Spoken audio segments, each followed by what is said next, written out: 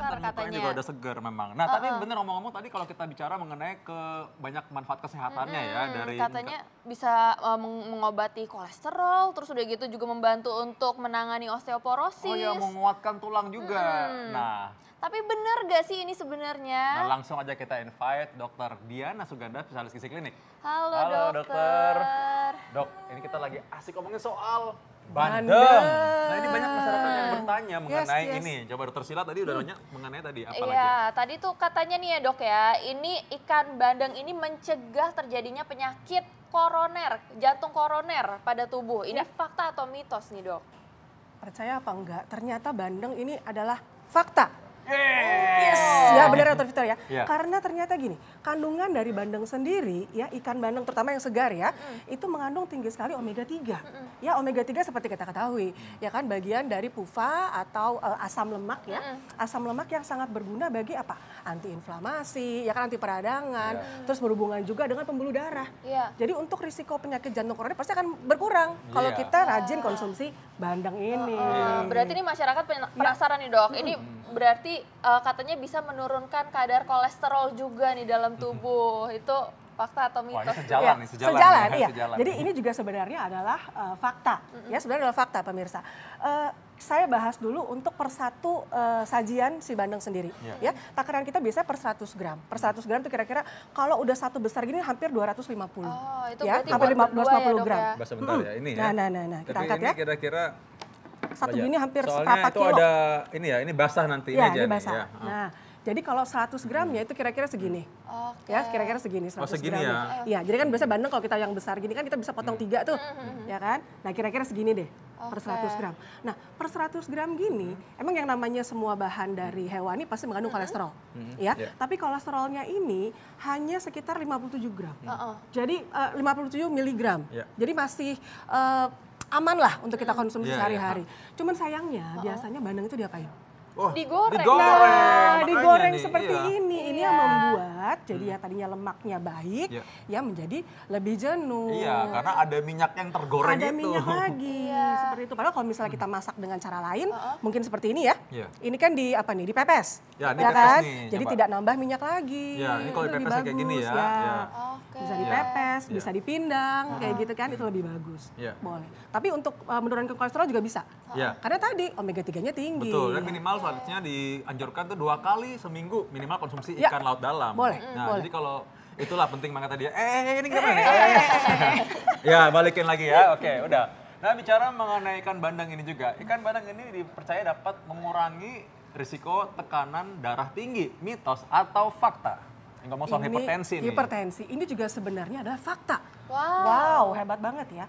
Biasa kita berhubungan dengan hipertensi dengan sesuatu yang namanya garam atau sodium. Ya. Nah, istimewanya si bandeng ini dia tidak hanya bisa hidup di laut dalam. Dia bisa melipir-lipir pada saat dia mau bertelur, dia ke pinggir tuh. Makanya kadang dia bisa di air payau. Sehingga pada saat kita makan pun tidak terlalu asin seperti ikan laut dalam. Sehingga memang kadar untuk natriumnya memang lebih rendah. Jadi tidak terlalu, kan kadang kalau ikan laut dalam kan kita tanpa bumbu pun rasanya asin sekali. Karena kandungan natriumnya tinggi. Nah ini karena dia bisa hidup di air payau ya, yang bisa campur sama darat, jadi tidak terlalu asin.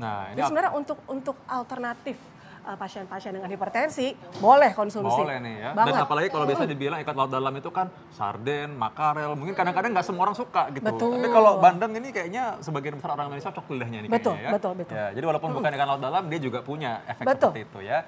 Oke, menarik banget nih. Ini katanya nih dok, ini konsumsi bandeng secara teratur akan meningkatkan kerja ginjal dok. Ini fakta atau mitos, tapi jangan dijawab dulu dok. Oke, kita tunda dulu Saat lagi, jangan kemana-mana, tetap di Ayo Hidup Sehat.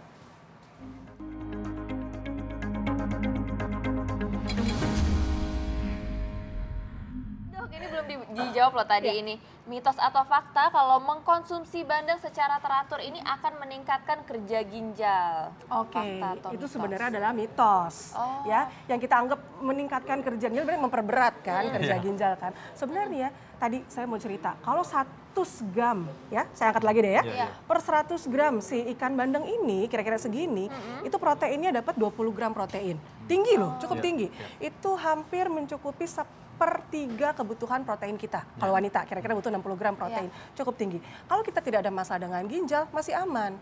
Tapi memang kalau misalnya pasien-pasien dengan ada masalah di fungsi ginjal, kita akan kurangi untuk konsumsinya. Tapi kita makan begini, orang aman gitu ya, nggak ada masalah ginjal, aman kok, tidak memperberat.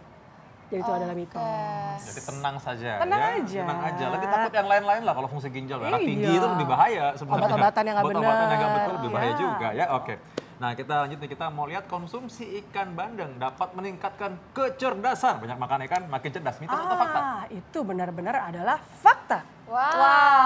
Ternyata ya kecerdasan kita sangat dipengaruhi oleh sel-sel otak pastinya. Ya, sel otak sangat mempengaruhi butuh sekali lemak.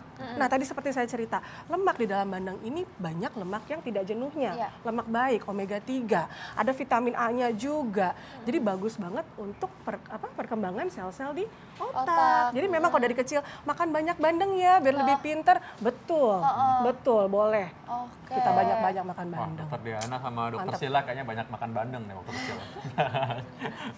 Nah berikutnya nih, apa lagi Dokter Sila? Mitos atau fakta nih Dok, katanya konsumsi ikan bandeng ini menyehatkan tulang dan juga gigi Dok, fakta atau mitos? Tulang dan gigi itu adalah fakta juga. Nah salah satu keistimewaan dari bandeng juga, tinggi sekali akan kalsium, ya, fosfor juga tinggi, pokoknya mineralnya dia tinggi. Mineral itu kan sebenarnya trace element, jadi dibutuhkan tubuh dalam jumlah yang sebenarnya sangat kecil.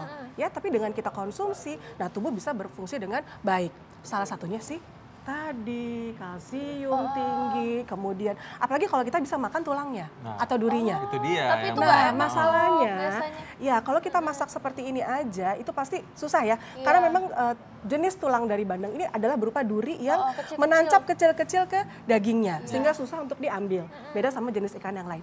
Nah, caranya berarti kita harus presto tadi, sehingga tulangnya lebih hancur kan, durinya, dan durinya bisa kita makan, sehingga kalsiumnya bisa kita asup. Ini masyarakat penasaran nih Dok, ini katanya nutrisinya terjaga gak nih Dok kalau misalnya di presto? Karena kan panasnya cukup tinggi Dok. Ya, betul. Jadi memang seperti itu. Dengan kita mengolah makanan dengan panas yang tinggi, pasti ada struktur yang hancur. Ya, seperti protein pasti akan lebih rusak dibanding dengan suhu yang biasa. Tapi daripada, kalau saya bilang sih masih bolehlah sekali-kali untuk alternatif. Ya kan, mendingan di presto daripada digoreng. Kalau goreng selain nanti proteinnya rusak, masuk minyak yang jenuhnya juga lebih banyak. Baik yang bervariasi ya, presto atau memang dipepes juga lebih bagus ya, lebih baik. Oke, kita masih punya beragam informasi lain, tapi terima kasih ya Dokter Diana udah memberikan informasi mengenai bandeng.